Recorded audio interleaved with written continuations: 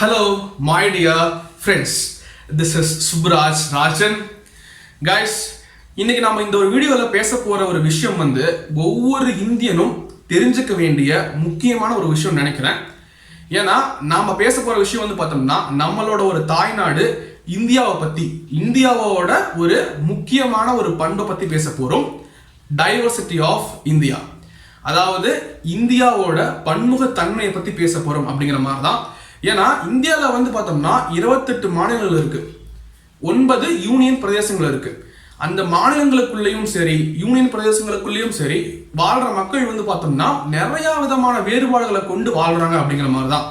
இடம் சார்ந்த ஒரு வேறுபாடுகள்னு பார்க்கும்போது மக்கள் நடுவில் வேறுபட்ட ஒரு மொழி பேசுறாங்க, வேறுபட்ட உணவு சாப்பிட்றாங்க, வேறுபட்ட நிறம் உடையவர்களாக இருக்கிறாங்க, வேறுபட்ட தொழில் இருக்குது, வேறுபட்ட ஒரு வளர்ப்பு பிராணிகளை வளர்க்குறாங்க. இந்த மாதிரி சொல்லிட்டே போகலாம். பண்பாடு சார்ந்த ஒரு பன்முகத்தன்மைன்னு பார்க்கும்போது இந்திய மக்களுக்கு நடுவில் ஒரு வேறுபட்ட ஒரு உடை உடுத்துறாங்க, வேறுபட்ட முறையில் பார்த்தோம்னா திருமணங்கள் நடக்குது, வேறுபட்ட முறையில் இருக்கக்கூடிய ஒரு கலை வடிவங்கள், ஒரு இசை, நடனம், இந்த மாதிரி நிறைய விதமான வேறுபாடுகள் பார்த்தோம்னா பண்பாடு சார்ந்த பன்முகத்தன்மையில் இருக்கு. மதம் அல்லது சமயம் சார்ந்த ஒரு பன்முகத்தன்மையில இந்திய மக்களுக்கு நடுவில் இருக்கக்கூடிய வேறுபாடுகள் பார்க்கும்போது அவங்களோட ஒரு தெய்வங்கள் வேறுபட்டு இருக்கு. அவங்க தெய்வங்களை எப்படி வழிபடுறாங்க அப்படிங்கிற முறைகள், ஒரு சம்பிரதாயங்கள், சடங்குகள்லாம் வேறுபட்டு இருக்கு. ஸோ அவங்களோட மதம் சார்ந்த புத்தகங்கள் வேறுபட்டு இருக்குது, மதம் சார்ந்த உடைகள் வேறுபட்டு இருக்கு. ஸோ அவங்களோட விழாக்கள் வேறுபட்ட விழாக்கள் அவங்க கொண்டாடுறாங்க. இந்த மாதிரி நிறைய விஷயங்கள் பார்த்தோம்னா மதம் சார்ந்த ஒரு பன்முகத்தன்மையிலும் இருக்கு. நான் இது வரைக்கும் சொன்ன கேட்டகரியிலேயே சேராத அடங்காத ஒரு வேறுபாடுகள்லாம் இந்திய மக்களுக்கு நடுவில் இருக்கு. ஒரு உதாரணமா சொல்ல போனா ஏழை பணக்காரன், படிச்சவங்க படிக்காதவங்க, ஸோ இந்த மாதிரி நிறைய விஷயங்கள் சொல்லிட்டு போயிட்டே இருக்கலாம். ஓகேங்களா? இந்த ஒரு வீடியோ நம்ம என்ன பேச போறோம்னு பார்க்கும்போது சிம்பிளா சொல்ல போனா டைவர்சிட்டி ஆஃப் இந்தியா, அதாவது இந்தியாவின் பன்முகத்தன்மை அப்படின்னா என்ன, இந்திய மக்களுக்கு நடுவில் எப்படி இவ்வளோ வேறுபாடுகள் இருக்கு, அதற்கான காரணம் என்ன அப்படிங்கிறத நான் பார்த்தோம்னா இன்னைக்கு நம்ம பேச போறோம். சரி guys, பார்க்கலாம். ஓகேங்களா? லெட்ஸ் கோ.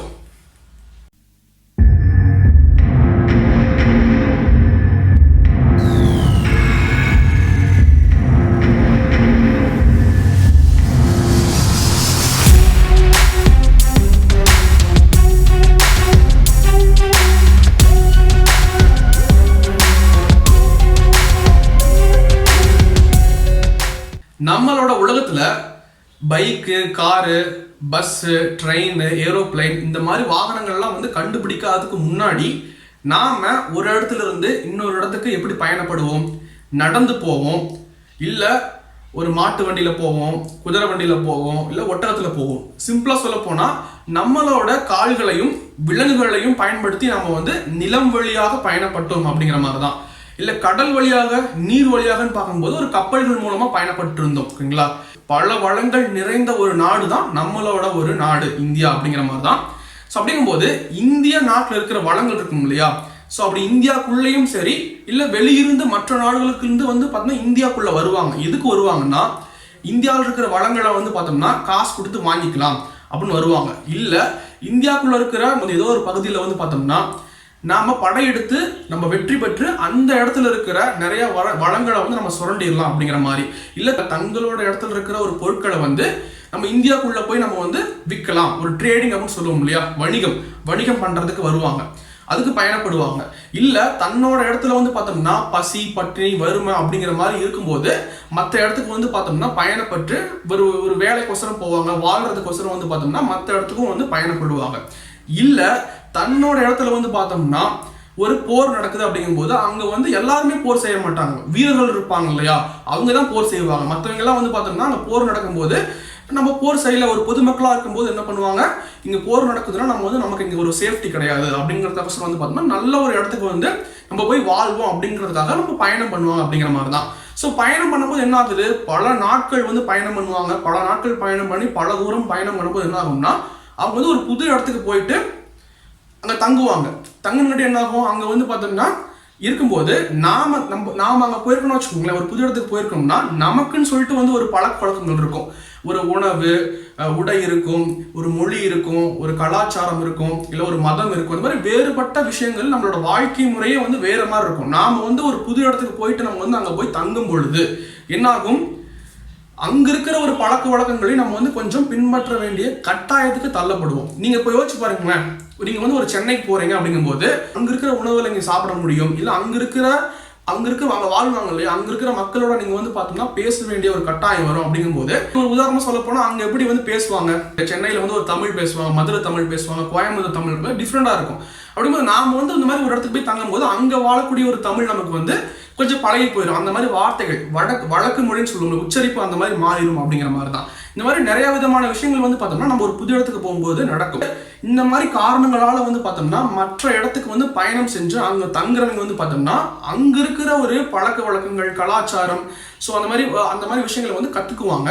அதே சமயத்தில் அவங்களோட ஒரு பழக்க வழக்கங்களையும் வந்து அங்க இருக்கிற மக்களுக்கு வந்து ஒரு பழக்கி விட்டுருவாங்க. அப்படிங்கிற மாதிரி தான். எப்படின்னு வச்சுக்கோங்களேன், இப்போ நம்ம வந்து ஒரு இடத்துல வந்து ஒரு வேலை செய்யறோம், சேர்ந்து வேலை செய்யறோம். அப்படிங்கும்போது நம்ம என்ன பண்ணுவோம், வேலை மட்டுமா செய்வோம், நம்மளோட சொந்த கதை, சோக கதை, நம்மளோட ட்ரெடிஷன் எப்படி இருக்கும், நம்ம எப்படி திருவிழாக்கள் கொண்டாடுவோம், நம்மளோட பழக்க வழக்கங்கள் எப்படி இருக்கும், எல்லாமே நம்ம எப்படி பேசுவோம், பழக்கம், எல்லா விஷயங்களும் நம்ம வந்து ஷேர் பண்ணிட்டே இருப்போம் மக்களுக்கு.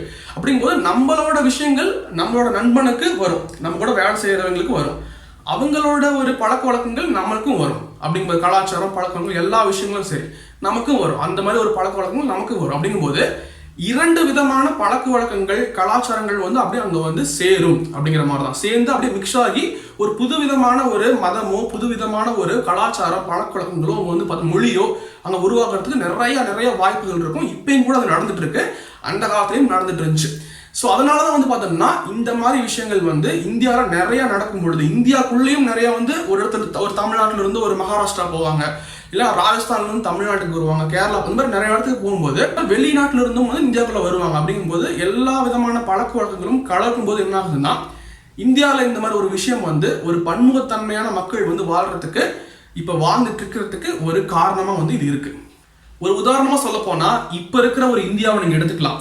ஒரு சவுத் இந்தியா, நார்த் ஈஸ்ட், இல்லைனா வந்து ஒவ்வொரு மாநிலமும் வந்து பார்த்தோம்னா ஒவ்வொரு மாதிரி இருக்கும். தமிழ்நாடும் கேரளாவும் பார்த்தீங்கன்னா வச்சுக்கோங்களேன், ரெண்டுக்குமே நிறைய விதமான வேறுபாடுகள் கண்டிப்பாக இருக்கும். அங்கே வாழ்கிற வாழ்க்கை முறை, கலாச்சாரம், பண்பாடு, மொழி எல்லாமே நிறைய விஷயம் வேறுபாடாக இருக்கலாம். நாம ஒரு பர்டிகுலர் பிளேஸ் எடுத்துட்டு, ஒரு உதாரணமாக ஒரு சென்னை, மும்பை, ஹைதராபாத் மாதிரி ஒரு பர்டிகுலர் பிளேஸ், குறிப்பிட்ட ஒரு பிளேஸ் எடுத்துட்டு அந்த பிளேஸோட ஒரு ஹிஸ்ட்ரி, வரலாறை படிப்போம். அந்த வரலாற்றில் வந்து பார்த்தோம்னா வெளியிருந்து ஒருத்தர் வந்து பார்த்தோம்னா அந்த ஒரு இடத்துக்கு வந்திருப்பாங்க, ஒரு சமூகத்தினர் வந்து கூட்டமாக வந்திருப்பாங்க. வந்துட்டு அவங்களுக்குன்னு சொல்லிட்டு ஒரு பழக்க வழக்கம் இருக்கும், கொள்கை இருக்கும், நம்பிக்கை இருக்கும், மதம் இருக்கும். ஸோ இந்த மாதிரி விஷயங்களை வந்து பார்த்தோம்னா அவங்க வந்து அந்த இடத்துல பரப்புவாங்க. அவங்களுக்குன்னு சொல்லிட்டு ஒரு இடத்த உருவாக்கியிருப்பாங்க, ஒரு சின்னங்களை உருவாக்கியிருப்பாங்க, கட்டிடக்கலையை உருவாக்கியிருப்பாங்க. ஏதாவது ஒரு விஷயத்த வந்து பார்த்தோம்னா அவங்கள வச்சு அவங்கள ஞாபகப்படுத்துற மாதிரி ஏதாவது விஷயங்களை வந்து உருவாக்கியிருப்பாங்க. சரிங்களா, அந்த ஊர் பேராகட்டும், ஒரு தெரு பேராகட்டும், இந்த மாதிரி ஏதாவது விஷயம் உருவாக்கியிருப்பாங்க. இப்போ கூட வந்து பார்த்தோம்னா அவங்களோட ஜென்ரேஷனா அப்படியே வந்து அங்கே வாழ்ந்துட்டு இருந்து இப்பயும் கூட அவங்க வாழ்ந்துட்டு இருக்கலாம் அந்த இடத்துல. அப்படிங்கிற மாதிரி தான் இருக்கும். நம்ம அந்த இடத்துக்கு போகும்போது ஒரு டிஃப்ரெண்டாக ஃபீல் பண்ணுவோம். ஓகேங்களா, டிஃப்ரெண்டான ஒரு கலாச்சாரத்தை, டிஃப்ரெண்டான ஒரு மக்கள் அங்கே நம்ம வந்து பார்க்கறதுக்கு நிறைய வாய்ப்புகள் இருக்கும் இப்பயும் கூட. ஒரு உதாரணமா சொல்ல போனா நம்மளுடைய இந்தியாவை வந்து பார்த்தோம்னா வெள்ளையர்கள், அதாவது பிரிட்டிஷ் வந்து ஆட்சி பண்ணிட்டு இருந்தாங்க இல்லையா.